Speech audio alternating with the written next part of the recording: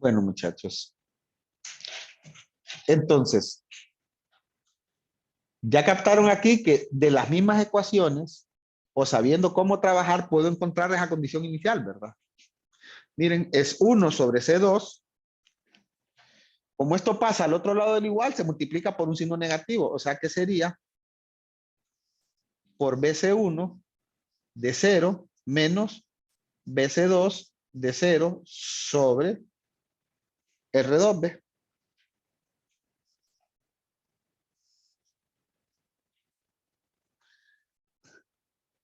Y BC1 de 0 y BC2 de 0 ya los conozco, valen B sub A y B sub B. Con eso resuelvo el problema de la condición inicial. Nuevamente, la expresión se ve larga, pero no deja de ser solo un número, muchachos. Una vez que yo conozco los valores, me queda 1 sobre R2C2 por, perdón, no deja de ser solo un número que va a ser BC1 de 0, o sea, BA menos BC2 de 0, que es el voltaje B. Miren. Así como esto es solo un número, esto es solo un número, se ve largo porque lo estamos dejando expresado, pero solo es un número, pues. Si desde un principio yo les hubiera dado valores de R1, C1, R2, C2, esta ecuación no se hubiera quedado exclusivamente numérica. No lo hice así porque quería que lo visualizaran más. Ahora, solo me hace falta un dato para tener la respuesta del voltaje 2. ¿Qué dato es?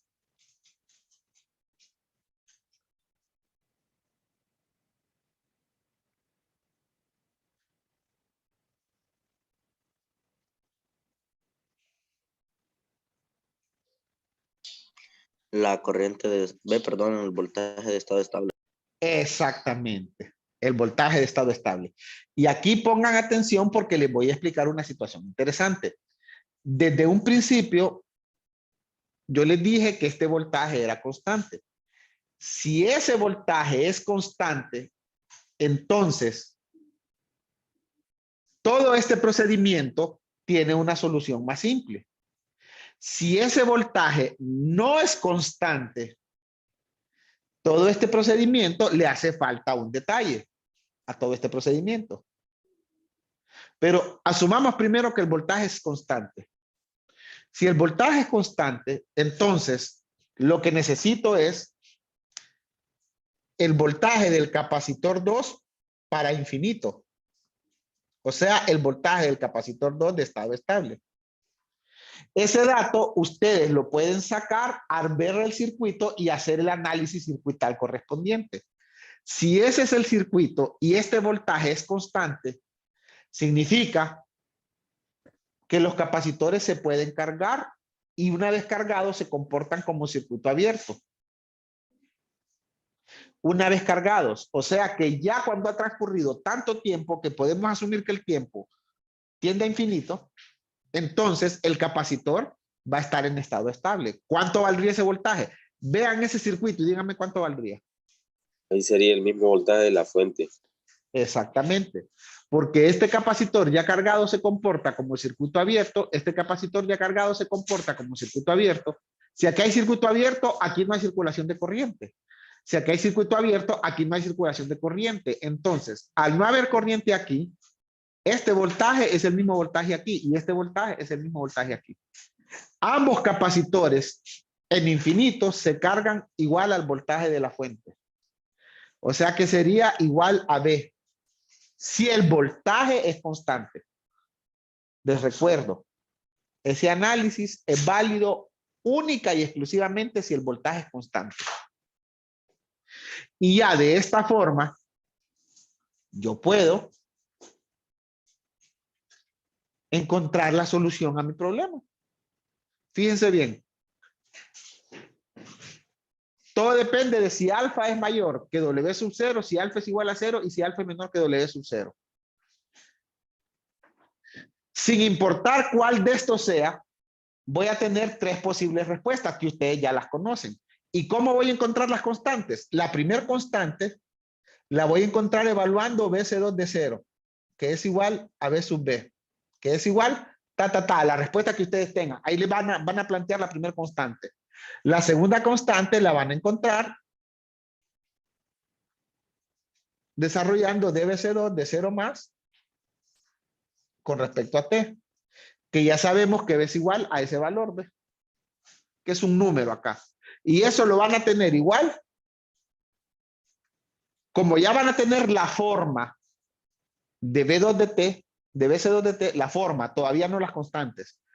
Van a sacar la derivada y una vez que tengan la derivada, la van a evaluar en T igual a 0. Y una vez que la igualen en T igual a 0, la van a poner igual a este número que tienen aquí. Entonces les va a quedar un sistema de dos ecuaciones con dos incógnitas, que es lo mismo que hemos venido trabajando.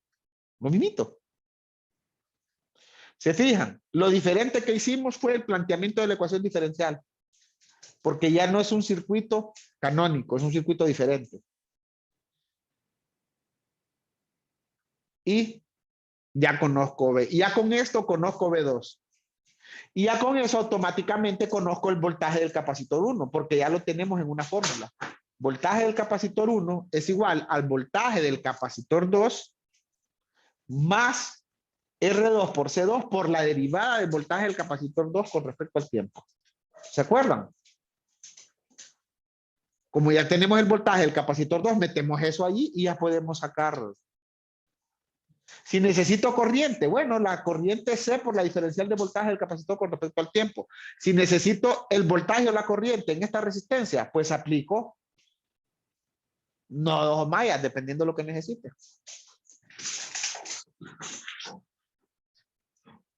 Ya tengo resuelto cualquier dato del problema. Ahora, este del voltaje de estado estable se resolvió si este valor es constante. ¿Qué sucedería si ese valor no fuera constante?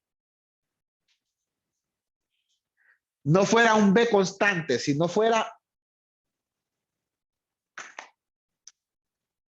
un B de T igual multiplicado por un U de T, o sea que empieza a funcionar para un T mayor que 0. Puedo ponerlo exclusivamente B de T, ¿verdad? Pero lo voy a poner B de T por U de T. ¿Cómo se resolvería eso?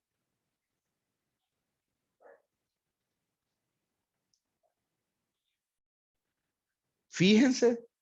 Bueno, díganme ustedes, alguien que me diga cómo se resolvería.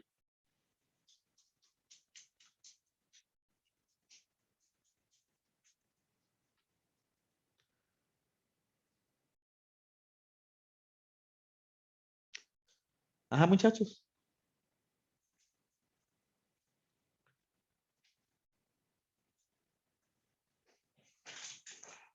¿Por qué siempre dudan de sus conocimientos? Ustedes ya tienen los conocimientos para resolver eso.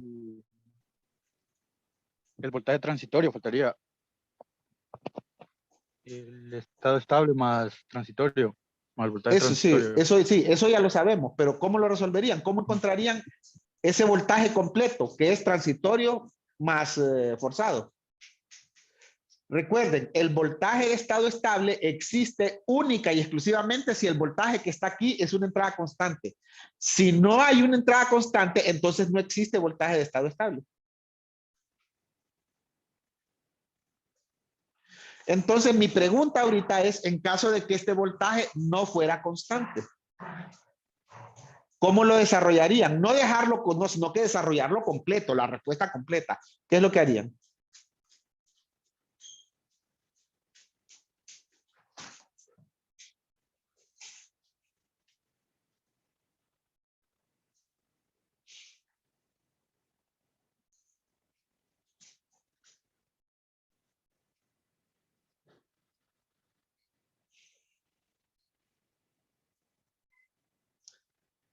Porque es lo que les pregunto a ustedes, ¿por qué dudan tanto de sus conocimientos? Si ya tienen cómo resolverlo.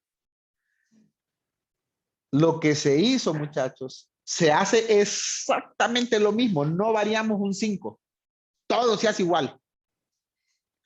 Pero cuando nos queda la ecuación diferencial, no va a quedar igualado a una constante, sino que va a quedar igualado a eso, pero multiplicado por un B de T. Miren. ¿Y cómo resuelven esa ecuación diferencial?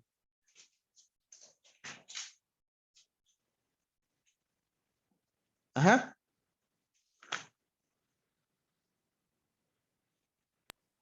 Siempre sería de la misma forma, planteando el voltaje de estado estable No, les más la- recuerdo, no el voltaje de estado estable, el voltaje forzado. Porque voltaje sí, de sí. estado estable existe solo cuando es constante esta. Pero tiene razón. En realidad sería lo mismo, o sea, no hacen nada diferente, pues. Lo pueden hacer por transformada de Laplace de un solo acá, para lo cual necesitarían igual estas dos condiciones iniciales, o lo pueden hacer conociendo la respuesta, sabiendo que la realidad va a tener igual a la forma de la entrada. Entonces también van a necesitar las condiciones iniciales y le evalúan en cero. Díganme. ¿Verdad? El asunto es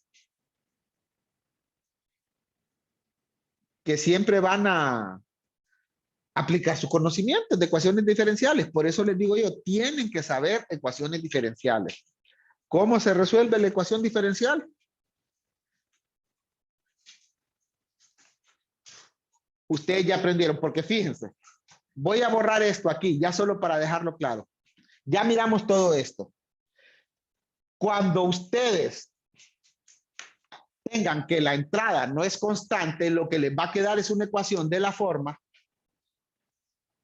E al cuadrado de BC2 de T con respecto a T al cuadrado, más una constante, vamos a llamarla constante 1, diferencial de BC2 de T con respecto a T, más una constante 2 de BC2 de T, es igual. Bueno, esto ya sabemos que ya lo calculamos, entonces ya lo voy a quitar de acá. A una constante, para darle otro nombre, la vamos a llamar una constante M multiplicada por una entrada que vale B de T. ¿Pueden o no pueden resolver esa ecuación diferencial? Sí. Esto es un número, este es un número, este es un número, esta es una función, esta es otra función. La respuesta a BC de T va a ser a una BC2 de T forzada más una BC2 de T, ¿cómo se llama? Natural o transitoria, que es lo mismo. La natural o transitoria es equivalente a la homogénea.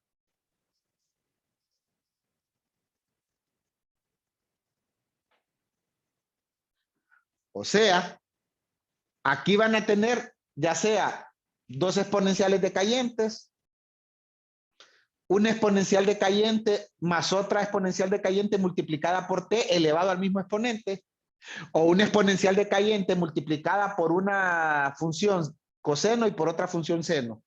Esas son las posibles respuestas homogéneas que pueden tener. Solo tienen tres respuestas homogéneas posibles, dependiendo de si alfa es mayor que W sub 0, si alfa es igual a W sub 0 o si alfa es menor que W sub 0. La respuesta forzada depende exclusivamente de la señal de entrada. Si la señal de entrada es constante, la respuesta forzada es constante. Entonces, tenemos una respuesta de estado estable. Si la respuesta forzada es una seno, si la señal de entrada es una seno, aquí van a tener una seno. Si la señal de entrada es una triangular, aquí van a tener una triangular. Si la señal de entrada es una exponencial multiplicada por una, vaya, por una, que por lo que aquí lo van a tener, o sea, no hay para dónde, pues. Y ustedes ya saben resolver ecuaciones diferenciales, muchachos. Cuando ustedes ya tienen planteada la ecuación, la pueden resolver por cualquier método, con tal que la resuelvan. El trabajo de circuitos es plantear esto. Una vez la solución de esto ya no es de circuitos, es de las clases previas que ustedes llevaron. Y las clases previas que ustedes llevaron, yo no se las tengo que explicar, ustedes lo tienen que saber. Y otra petición, ¿verdad? Cuando me desarrollen los exámenes, por favor, se los pido porque se los había pedido al inicio de clases, pero me lo volvieron a hacer. Siempre hay un par de personas que ponen solución según la Texas, tal cosa según la Texas, resolviendo con mi Texas o con la calculadora que sea. ¿Va?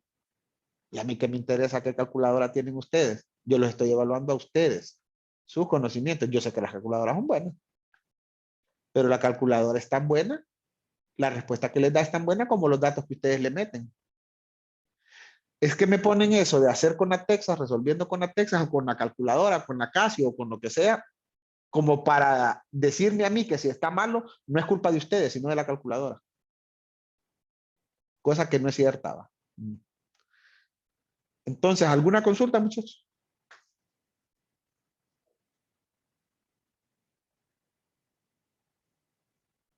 Mañana vemos el último tema ya. Y posiblemente hoy ya les entrego su segundo examen. Lo más seguro es que se los entrego. Entonces, recuerden que la Ingeniero, reposición. Dígame. no, ya iba a hablar de la reposición. Era esa pregunta, la Sí. reposición para... La reposición es con la gente que necesita reposición. Habíamos quedado que era el viernes o sábado, ¿verdad? Ok. Vaya, pues. Entonces, a mí me gustaría que fuera el viernes, pero ahí depende de ustedes, ¿verdad? Pero, y como la reposición es de temas que ustedes ya estudiaron, para mí que puede ser el viernes.